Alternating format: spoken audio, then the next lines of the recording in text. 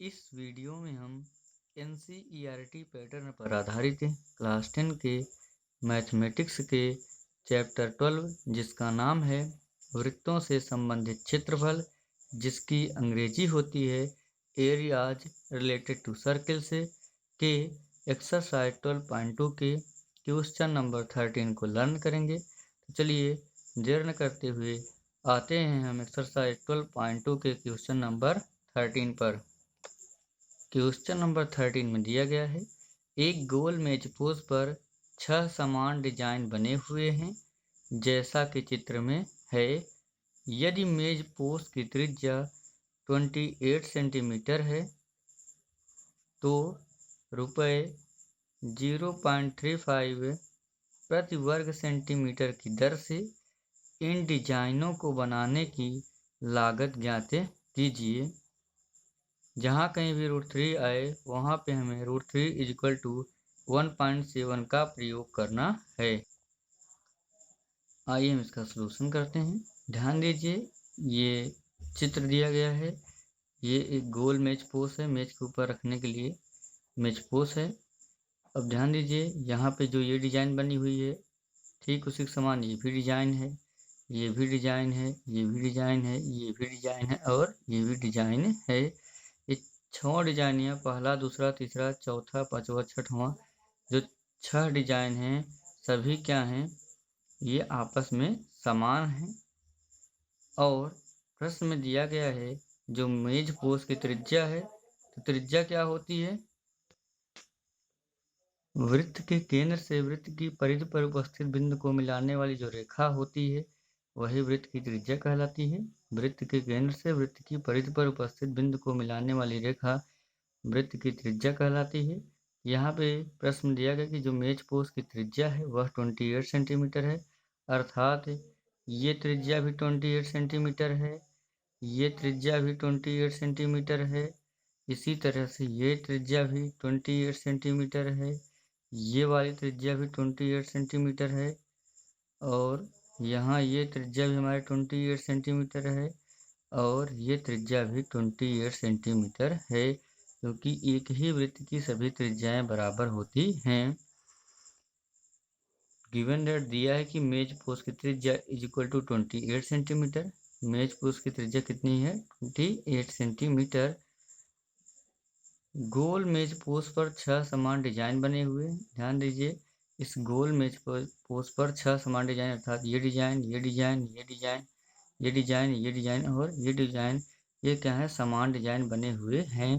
तो गोल मेज पोज पर 6 समान डिजाइन = 6 बराबर वृत्तखंड। यहाँ पे ध्यान दीजिए, ये भी वृत्त का कटा हुआ भाग है तो वृत्तखंड कहलाएगा। रेखा के द्वारा ये भी क्या है? कटा हुआ भाग, ये भी वृत्तखंड। इस तरीके से ये भी वृत्तखंड, ये भी वृत्तखंड, ये भी वृत्तखंड और ये भी वृत्तखंड। तो गोल मेज पोज पर 6 समान डिजाइन बराबर 6 बराबर वृत्तखंड।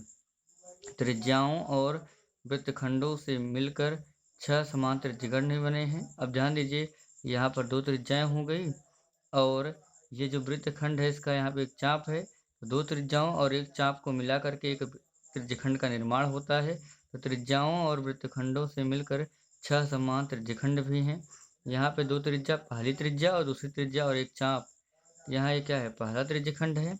ऐसे ही 2 त्रिज्याएं और एक चाप दूसरा है, ये 2 त्रिज्याएं और एक चाप तीसरा है, 2 त्रिज्याएं और एक चाप चौथा है, 2 त्रिज्याएं और एक चाप पांचवा है, 2 त्रिज्याएं और एक चाप, ये क्या है? छठवां त्रिज्यखंड है। तो गोल मेज पोज पर 6 समान डिजाइन बराबर 6 बराबर वृत्तखंड और त्रिज्याओं और वृत्तखंडों से मिलकर 6 समान त्रिज्यखंड बने हैं। त्रिज्याओं और ये जो वृत्तखंड पे चाप बना है, त्रिज्याओं और वृत्तखंडों से मिलकर के 6 समान त्रिज्यखंड भी बने हैं। ध्यान दीजिए, यहाँ पे हमने ये जो बिंदु है इसको हमने P माना है, यहाँ पे Q, यहाँ पे R, यहाँ पे S, यहाँ पे T और यहाँ पे U। 6 जो है त्रिज्यखंड है, तो यहाँ पे त्रिज्याएं कितनी है? 1 2 3 4 5 6, 6 त्रिज्याएं भी हैं और केंद्र से परिधि हुए यहाँ पे मिलाने वाली जो रेखा होती है वह वृत्त की त्रिज्या कहलाती है। केंद्र से परिधि को मिलाने वाली रेखा वृत्त की त्रिज्या कहलाती है। तो 6 त्रिज्याएं हैं, 6 बिंदु भी हमने मान लिया, P Q R S T और U। ये चित्र में भी जो है इस तरीके से यहाँ आकृति बनी हुई थी और त्रिज्याओं को हमने खींचा है। इसलिए प्रत्येक त्रिज्यखंड द्वारा केंद्र पर अंतरित कोण, ध्यान दीजिए यहाँ पे हमारा क्या है, केंद्र है। इस केंद्र पर प्रत्येक जो है त्रिज्यखंड कितना एंगल का कोण बनाएगा, यही जो है हम ज्ञात करेंगे। यहाँ पे कितने का कोण बनेगा, यहाँ पे कितने का कोण बनेगा, यहाँ कितना कोण बनेगा, यहाँ कितना कोण बनेगा, यहाँ कितना कोण बनेगा और यहाँ कितना कोण बनेगा, यही हम क्या करेंगे, ज्ञात करेंगे। तो प्रत्येक त्रिज्यखंड द्वारा केंद्र पर अंतरित कोण, ध्यान दीजिए अगर कोई सीधी रेखा होती है तो इस पर क्या बनता है, ऋज कोण बनता है जो 180 अंश का होता है। अगर इसे हम पूरा घुमा देंगे कितना हो जाएगा, 360 अंश से। तो केंद्र पे कुल कितना कोण बन रहा है, 360 अंश। पूरा यहाँ से देखेंगे तो पूरा एंगल बनेगा 360 अंश से।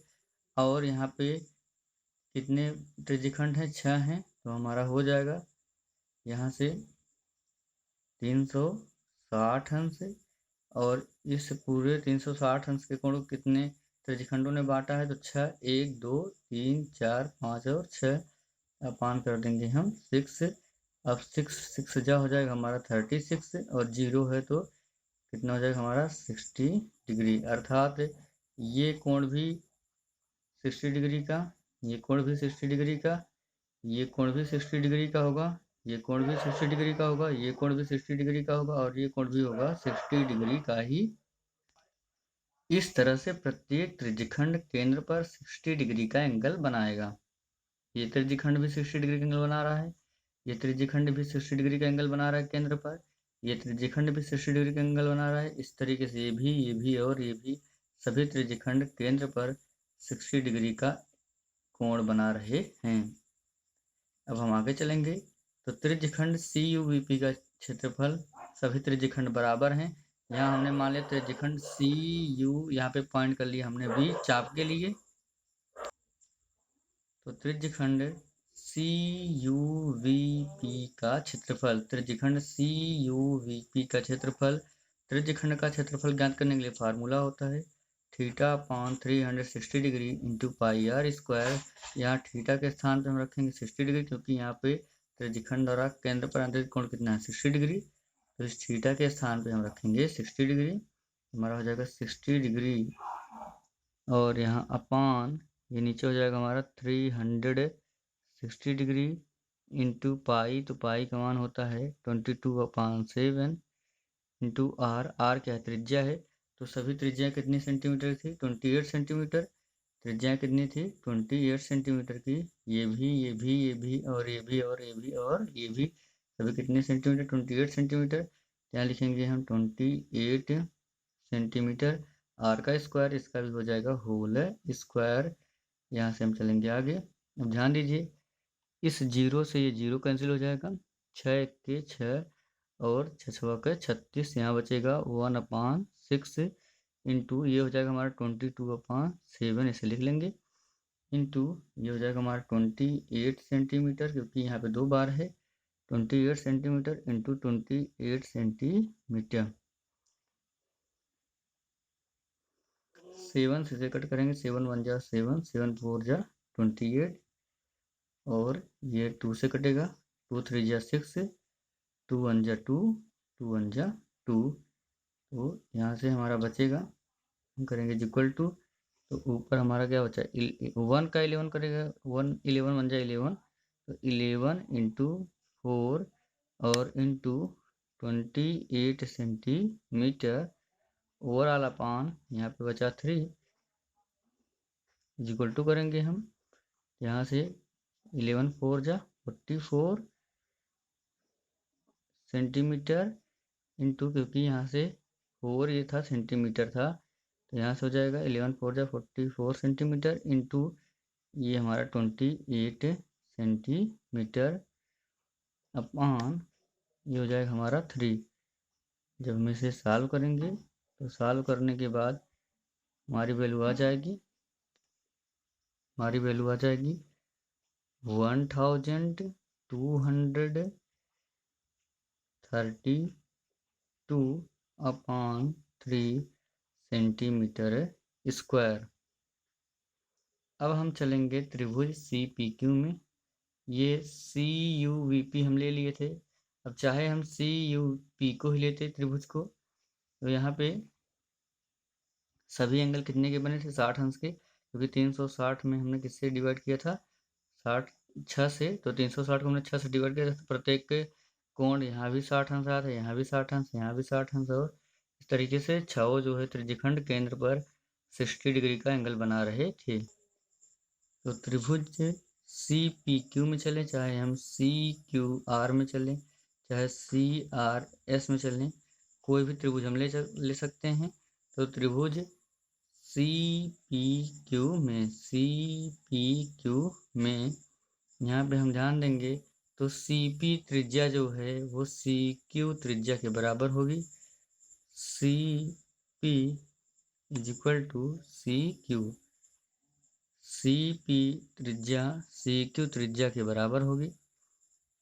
अब हम जानते हैं कि किसी भी त्रिभुज में बराबर भुजाओं के सम्मुख कोण क्या होते हैं, बराबर होते हैं।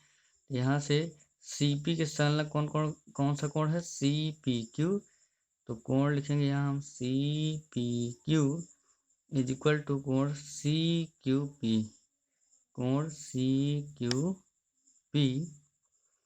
अब हम इसे आगे सॉल्व करेंगे तो यहाँ कोण देखेंगे हम पी सी क्यू, तो कोण पी सी क्यू इसकी वैल्यू है 60 डिग्री, यहाँ लिखेंगे हम 60 डिग्री।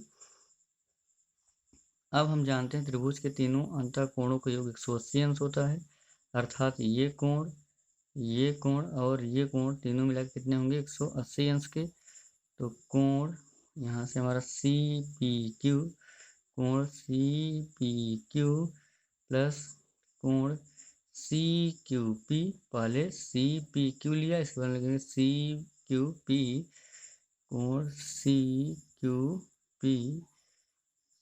क्यू पी और प्लस यहाँ पे अभी एक कोण ये बच रहा है, तो पी सी क्यू, कोण P C Q is equal to 180 degree.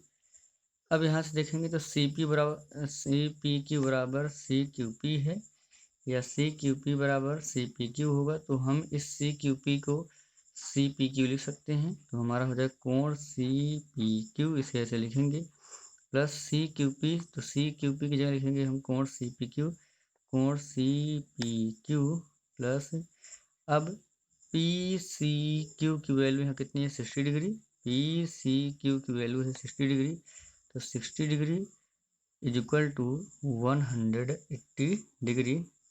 C P Q कितना हो जाएगा, 2 कोण सी पी क्यू, यहाँ से 180 डिग्री है और 60 डिग्री इधर आके हो जाएगा माइनस में, -60 डिग्री। यहाँ आगे सॉल्व करेंगे हम, तो कोण सी पी क्यू बराबर देखेंगे ये जो 2 है कहाँ, इधर अपान में आएगा।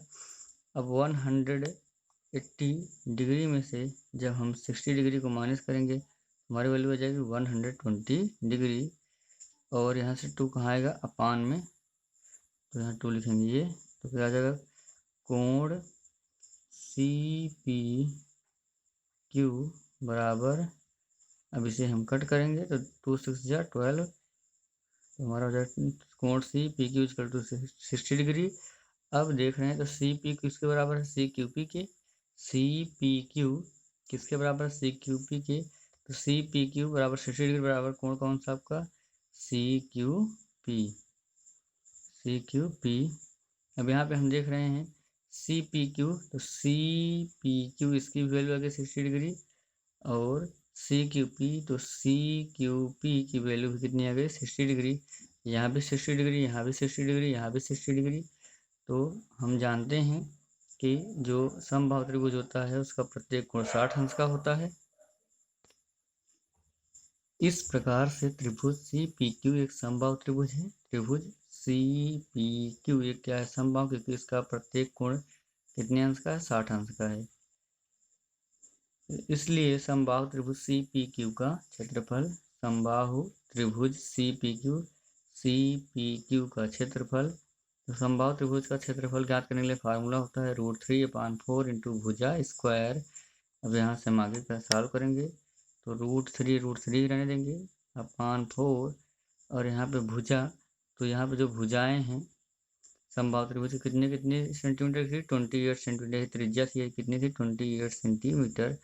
यहाँ जाएगा 28 सेंटीमीटर का भुजा का स्क्वायर, इसका भी क्या जाएगा होल स्क्वायर। अब यहाँ से आगे चलेंगे हम, तो √3/4 इंटू ये हमारा 28 सेंटीमीटर इंटू 28 सेंटीमीटर लिखा जाएगा, क्योंकि सीएम का स्क्वायर है 28 सेंटीमीटर का होल स्क्वायर।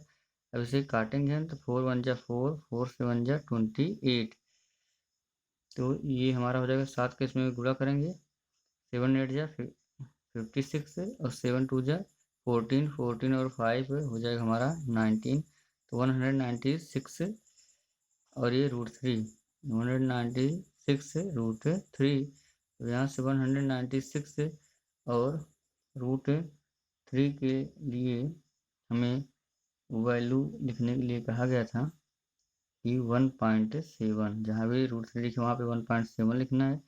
इक्वल टू हम करेंगे तो हमारी वैल्यू हो जाएगी 333, इसका यहाँ पे गुणा करने पर 0.2 सेंटीमीटर स्क्वायर। तो इस तरीके से समबाहु त्रिभुज, ये जो पहला आपका समबाहु त्रिभुज उसका कितना आया वैल्यू 333.2 सेंटीमीटर स्क्वायर। तो इसका भी वही होगा, क्योंकि सभी क्या है यहाँ पे समबाहु त्रिभुज बराबर हैं। इसका भी यही वैल्यू आएगा, इसका भी यही वैल्यू आएगा, इसका भी यही वैल्यू आएगा, इसका भी यही वैल्यू आएगा, और इसका भी कितना आएगा यही वैल्यू आएगा। इस तरीके से जो अलग अलग समबाहु त्रिभुज होंगे उनका क्षेत्रफल आ गया 333.2 सेंटीमीटर स्क्वायर। अब हम वृत्तखंड का क्षेत्रफल ज्ञात करेंगे, अर्थात इस वृत्तखंड का इसका और इसका किसी एक का निकाल लेते हैं, तो सभी आपस में बराबर हैं। तो वृत्तखंड का क्षेत्रफल इक्वल टू त्रिज्यखंड CUVP का क्षेत्रफल, त्रिज्यखंड CUVP का क्षेत्रफल, इसको भी हमने ज्ञात किया था पीछे, माइनस समबाहु त्रिभुज, यहाँ से समबाहु त्रिभुज CPQ का क्षेत्रफल, वृत्तखंड का क्षेत्रफल इक्वल टू त्रिज्यखंड CUVP का क्षेत्रफल, अर्थात CUVP का क्षेत्रफल। अगर हम CUVP के क्षेत्रफल में से यहाँ से CUVP के क्षेत्रफल में से अगर हम समबाहु त्रिभुज अर्थात CUP को घटा दें, तो हमारा केवल किसका क्षेत्रफल बचेगा वृत्तखंड का क्षेत्रफल। तो वृत्तखंड का क्षेत्रफल इक्वल टू त्रिज्यखंड CUVP का क्षेत्रफल माइनस समबाहु त्रिभुज CPQ का क्षेत्रफल। तो यहाँ से अभी हमने जस्ट पीछे वैल्यू निकाल रखी है त्रिज्यखंड CUVP के क्षेत्रफल की, इसकी वैल्यू आई थी 1232/3 सेंटीमीटर स्क्वायर, माइनस अब समबाहु त्रिभुज CPQ का क्षेत्रफल। तो अभी हमने समबाहु त्रिभुज CPQ का क्षेत्रफल निकाला है, उसकी वैल्यू आई थी 333.2 सेंटीमीटर स्क्वायर। इस तरह से एक वृत्तखंड का क्षेत्रफल आ गया 1232/3 centimetre square minus 333.2 centimetre square. यहाँ पे ये एक त्रिज्यखंड की वैल्यू आ गई, एक वृत्तखंड की अर्थात इस छोटे से हिस्से की यहाँ पे वैल्यू आई है, कितना है 1232/3 centimetre square minus 333.2 centimetre square. अब यहाँ पे मेज पोस्ट पर बने हुए 6 डिजाइनों का क्षेत्रफल, ये पहला डिजाइन यहाँ पे ऊपर बना है, दूसरा, तीसरा, चौथा, पांचवा और छठवां, तो 6 डिजाइनों का क्षेत्रफल इक्वल टू 6 इंटू, अब यहाँ से एक वृत्तखंड का क्षेत्रफल आया हुआ है, यहाँ से हम देखेंगे तो एक वृत्तखंड का क्षेत्रफल आया है ये 1232/3 centimetre square minus 333.2 centimetre square. तो यहाँ से ध्यान दीजिएगा ये एक वृत्तखंड का है, अब हम 6 वृत्तखंड का निकाल रहे हैं, तो हमारा हो जाएगा 6 इंटू 1232/3 सेंटीमीटर स्क्वायर माइनस, अभी ये भी बचा है, इसे हम लिखेंगे 33.2 सेंटीमीटर स्क्वायर। अब यहाँ इसे हम आगे सॉल्व करते हैं। तो इसका इसमें भी गुणा है और क्या है, इधर भी गुणा है इसका 6 का। यहाँ से हम आगे सॉल्व, 6 का इसके साथ भी गुणा होगा और इसके साथ भी गुणा होगा, तो ये हो जाएगा हमारा is equal to 1232 into 6/3, 1232 into 6 नीचे क्या 3 है centimetre square minus 333.2 centimetre square. यहाँ से हम देखेंगे तो 3 2 जा 6 हो जाएगा, और ये जो 333.2 था इसके साथ भी किसका गुणा होगा 6 का, क्योंकि 6 समान डिजाइन वाले क्या बने हैं, वृत्तखंड बने, इसलिए 6 से क्या होगा गुणा होगा। तो इज इक्वल टू यहाँ से हमारी वैल्यू आ जाएगी, यहाँ से देखेंगे 2 का गुणा करेंगे, 2 में 2 दूना 4 हो जाएगा, और 2 का 3 2 3 6, 2 का 2 में 2 दूना 4, 2 1 के 2।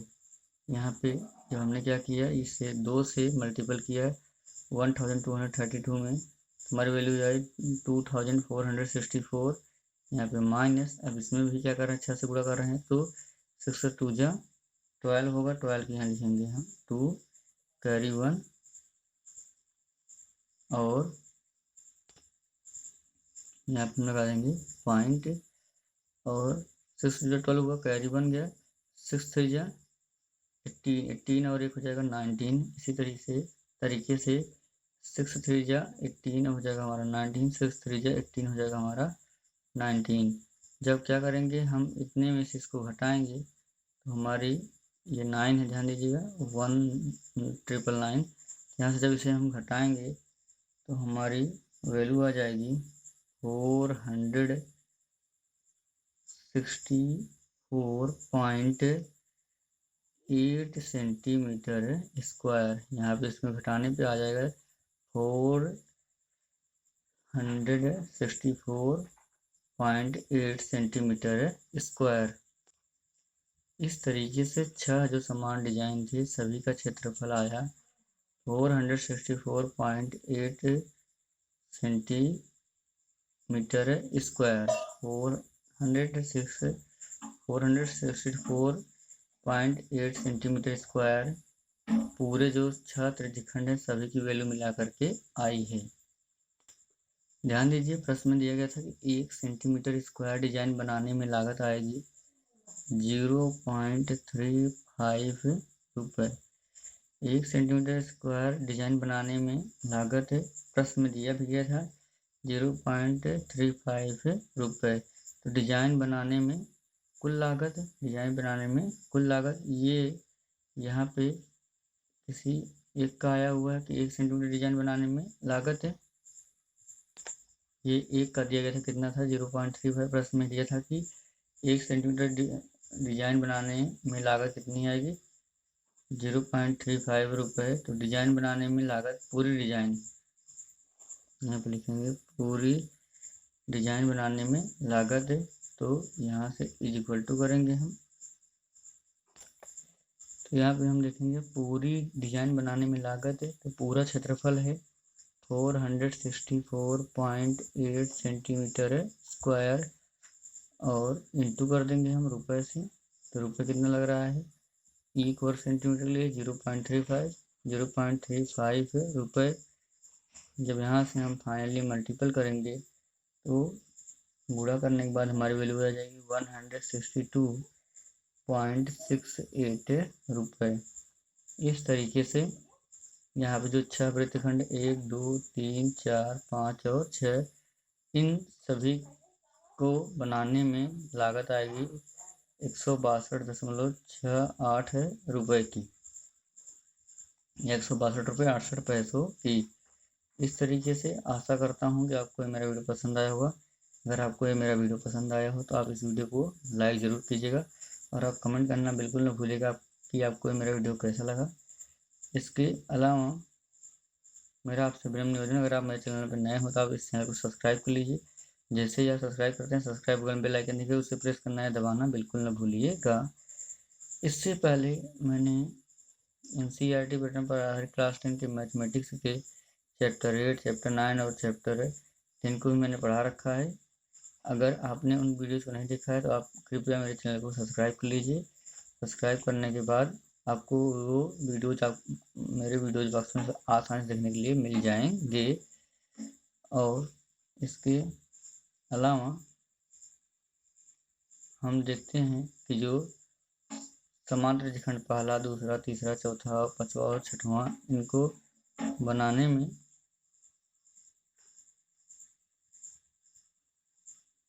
पूरा जो लागत आई है 1, 2, 3, 4, 5 और 6, पूरी हमारी कितनी लागत आई है 162.68 रुपये। तो यहाँ पे हम इसकी वैल्यू निकाल चुके हैं। ये प्रश्न भी हमारा हल हुआ है। इसी तरीके से और भी प्रश्न हल हो चुके हैं। अगर आपने उन सभी वीडियोज़ को नहीं देखा है तो मैं उन सभी वीडियोज़ का लिंक नीचे डिस्क्रिप्शन बॉक्स में दे दे रहा हूँ। आप नीचे डिस्क्रिप्शन बॉक्स में दिए गए लिंक की सहायता से उन वीडियोज़ को भी आसानी से देख पाएंगे।